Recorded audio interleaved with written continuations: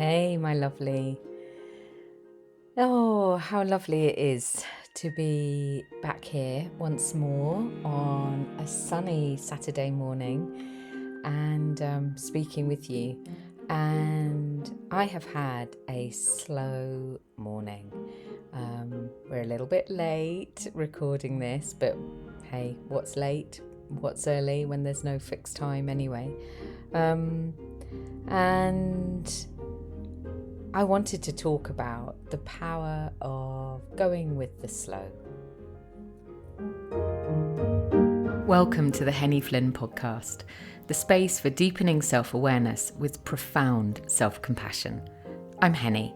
I write, coach, and speak about how exploring our inner world can transform how we experience our outer world, all founded on a bedrock of self-love. Settle in and listen and see where the episode takes you. And when I say going with the slow, what I really mean is the power of understanding that we can move at our own pace. I think so often in life, and certainly in the realm that I inhabit, this realm of change, there can feel such pressure on us to move faster. You know, we see it everywhere. We see it when people are navigating, the exquisite pain of deep grief, where there comes this point where we begin to feel as though, well, that's enough now. I've been grieving for long enough now, and it's time to get on.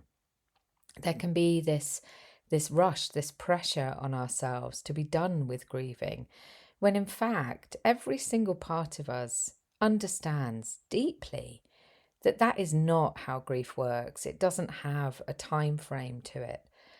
And so the wiser, kinder, I want to say more sort of mature, as in like evolved way of navigating grief is simply to understand that it has its own cadence, its own rhythm, and all we can do is walk alongside it. And that may well mean going at a much slower pace than we've been conditioned to move at. And I think we see this in other realms of change too. So, working with some clients at the moment who are transitioning from one job into either another job or into retirement or into sabbatical or into what they don't know.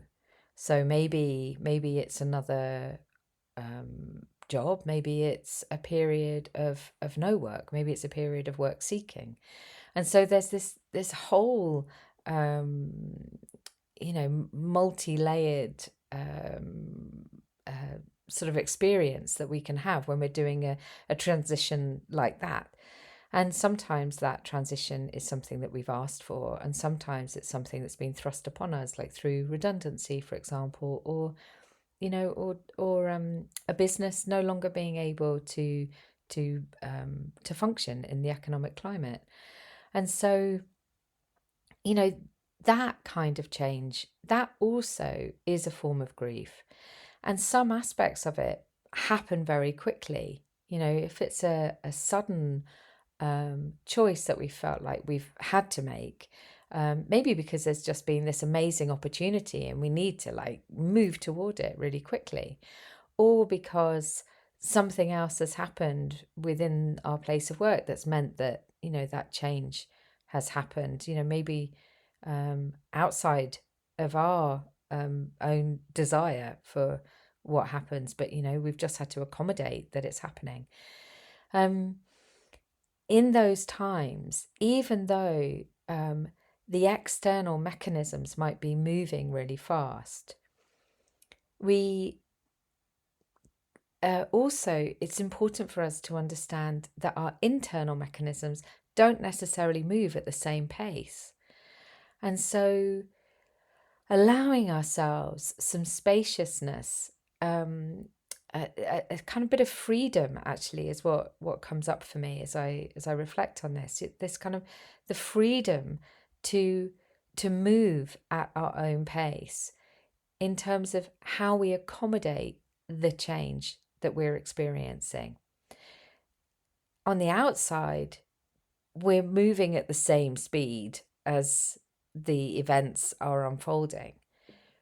And on the inside, we're able to hold ourselves steady and recognize, oh gosh, yes, this feels fast for me. What am I noticing about the impact that that's having for me? What support might be useful for me? So really allowing ourselves these tiny moments of pausing to allow ourselves to catch up with what's happening rather than feeling as though we're having to run so fast that we leave part of us behind. And that sense of leaving parts of us behind, that's come up elsewhere actually in another conversation that I've been having this week, with a client who's talking about their whole life moves at such a pace that they recognize that for much of their life, they've left the slower parts of themselves behind, the parts that need more time to catch up with stuff.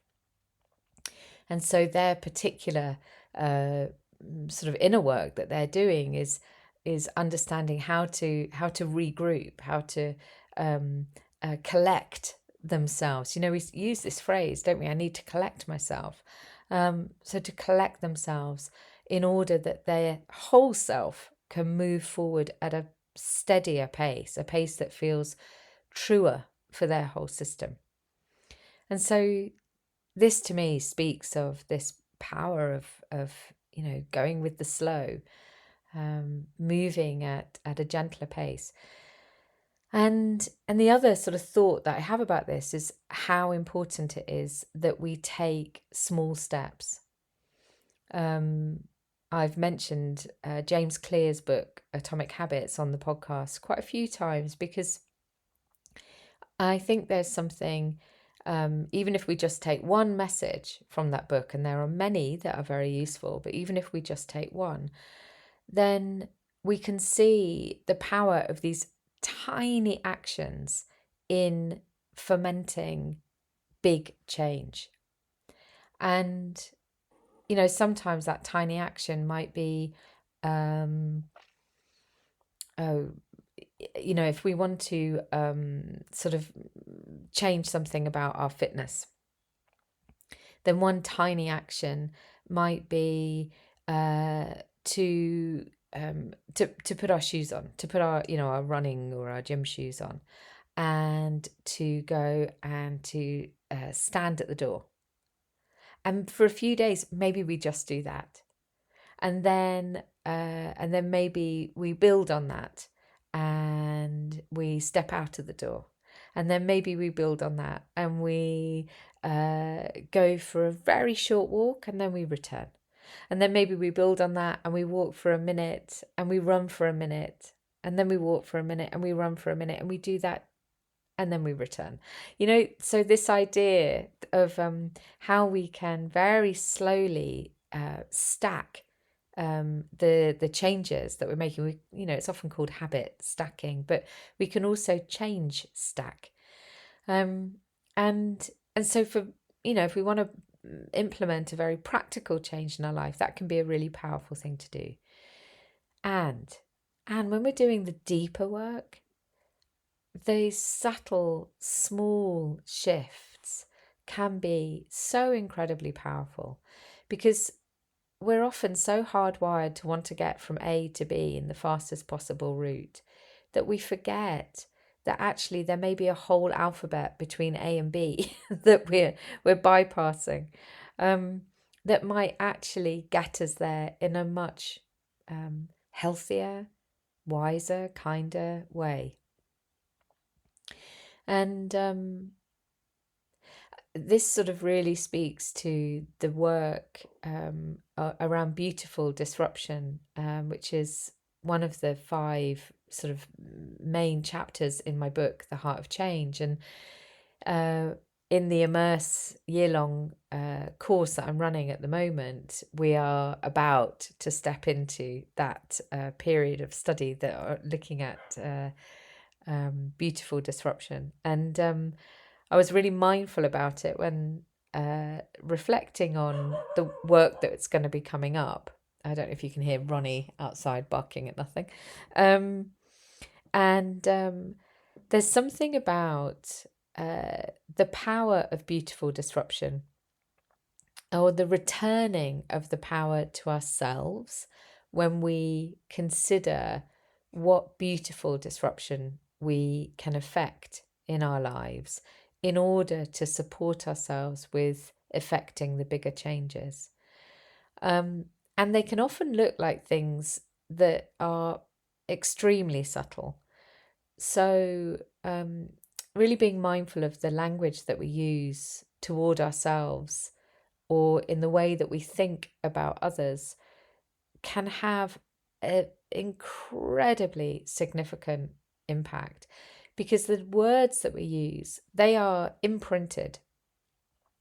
When we say something out loud, we're not only verbalizing it, we're also hearing it. And when we hear something, it's literally coming into our system in some way, and that gets imprinted. And so if we think about, the power of the thoughts that we have, and, all action is born out of thought ultimately, then we can see that actually the thoughts that we have also have a profound impact in our system. Which isn't to say that we then judge ourselves for having negative thoughts, because that's just judging the judgment, and that's just building pressure and weight upon ourselves. It's far more about having compassion for those thoughts, having compassion for ourselves for having those thoughts, and then reflecting, well, what might feel more true for me right now? And the same with the language that we use. When we notice ourselves expressing a limiting belief about ourselves, something that feels very fixed, very rigid, as though it can never change,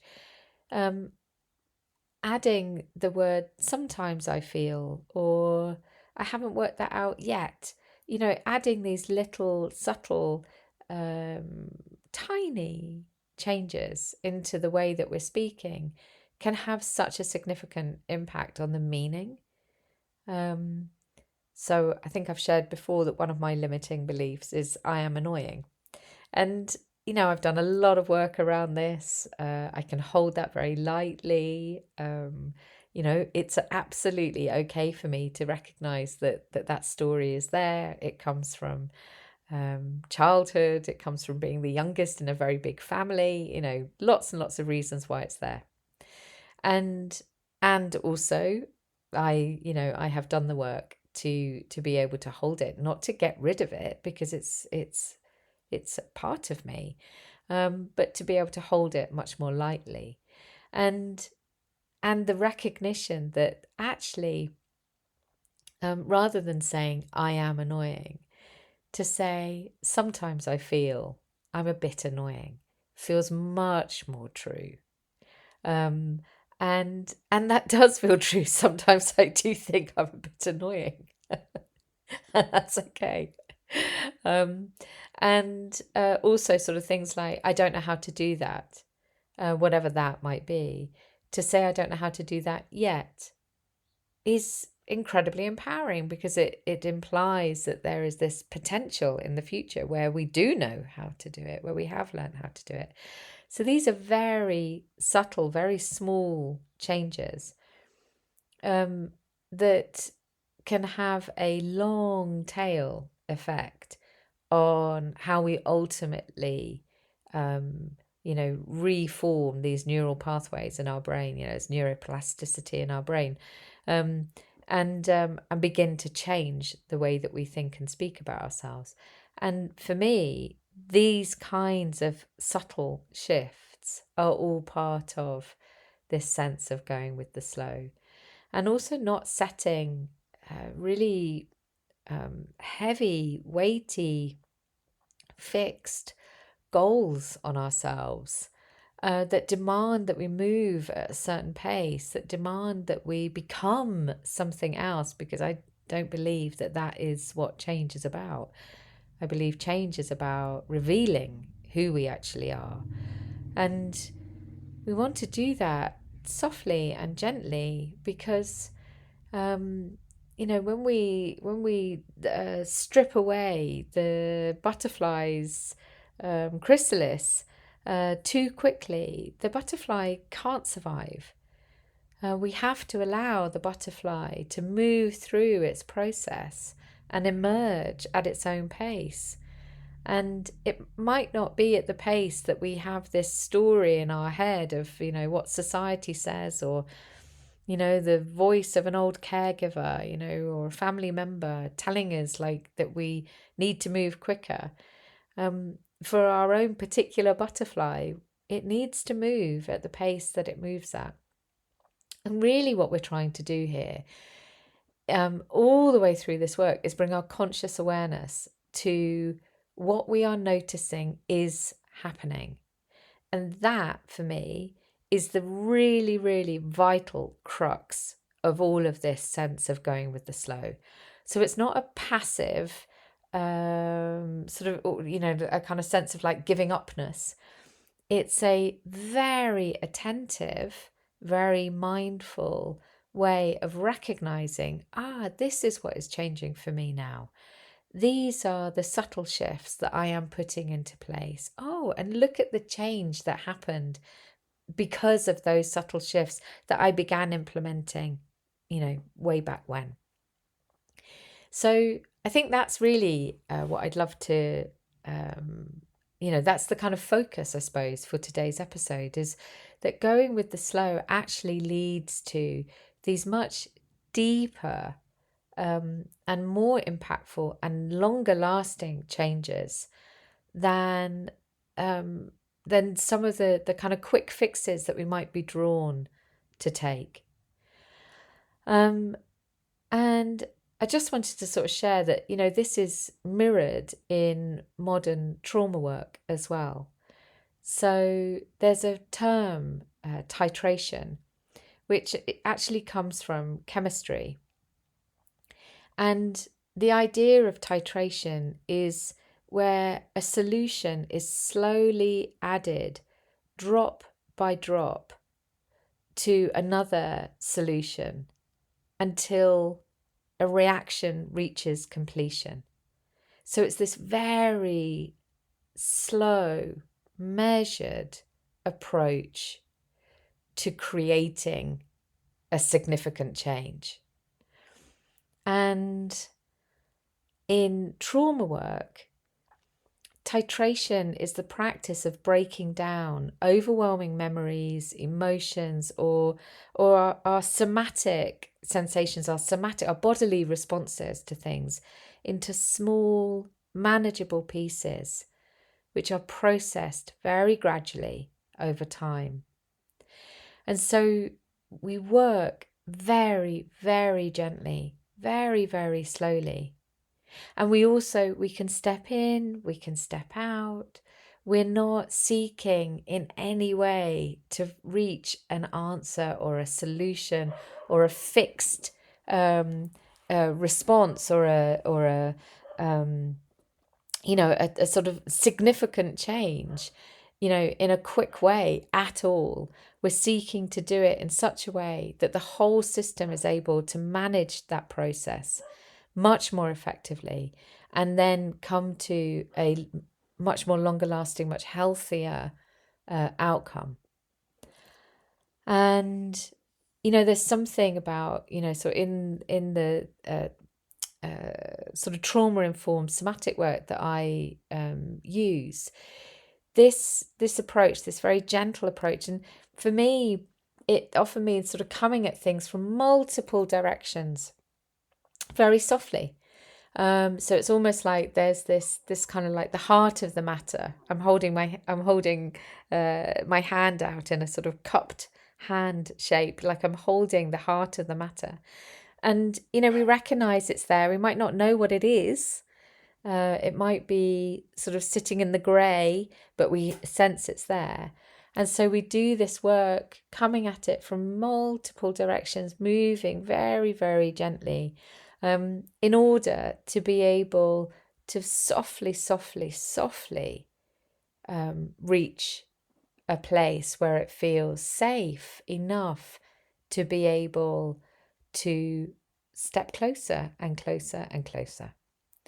And, what this approach does is it builds our capacity, it builds our resilience, and it also helps us integrate the steps that we're taking, the changes, the tiny, tiny changes that we're implementing. Enables us to integrate those, and that allows for healing that is sustainable and long-lasting. And that's really the power of going with the slow. And there's this sort of sense of, rather than kind of sitting down to this enormous meal, if we think of change as being this enormous meal in front of us, and oh gosh, it feels overwhelming, and how on earth can I possibly eat all that? But if we take it one little bite at a time, and maybe step away from the table and step back and just have another little bit, then it can actually be a deliciously nourishing process, and not something that feels like we're going to be overwhelmed or so full we can't move at the end. So there we go. That was a download. I can't wait to listen back to this one and see where that took us. But I am going to send this live now, and I send you so much love.